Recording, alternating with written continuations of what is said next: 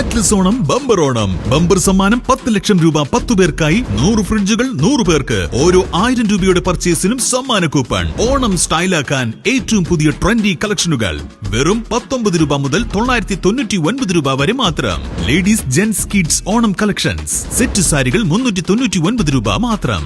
സെറ്റുമുണ്ട് 299 രൂപ. Onam kids frock 249 രൂപ.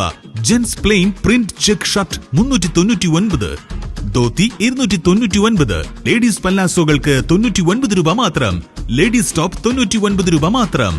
Ladies coat set 199 രൂപ മാത്രം. ഫാഷനും സൂപ്പർ ഓഫറുകളും ബമ്പർ ഭാഗ്യവും ഈ ഓണം അറ്റ്ലസിനോടൊപ്പം ആഘോഷമാക്കാം. അറ്റ്ലസ് ഫാഷൻ, മിനർവ പടി, നിലമ്പൂർ. നിലമ്പൂർ പുതിയ ബസ് സ്റ്റാൻഡിലെ കംഫർട്ട് സ്റ്റേഷൻ അടഞ്ഞുകിടക്കുന്നതിൽ പ്രതിഷേധം ശക്തം.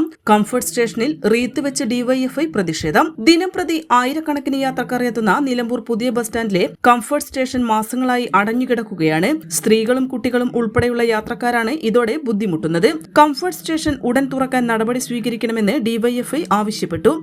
മുനിസിപ്പൽ ബസ് സ്റ്റാൻഡിലെ കംഫർട്ട് സ്റ്റേഷൻ നിലമ്പൂർ നഗരസഭ അടച്ചുപൂട്ടിയിരിക്കുകയാണ്. ആ അടച്ചുപൂട്ടിയ നഗരസഭയുടെ ഈ കംഫർട്ട് സ്റ്റേഷനിൽ ജനങ്ങളുടെ പ്രതിഷേധം എന്ന രീതിയിൽ ഒരു റീത്ത് ഞങ്ങളിവിടെ സമർപ്പിച്ചിരിക്കുകയാണ്.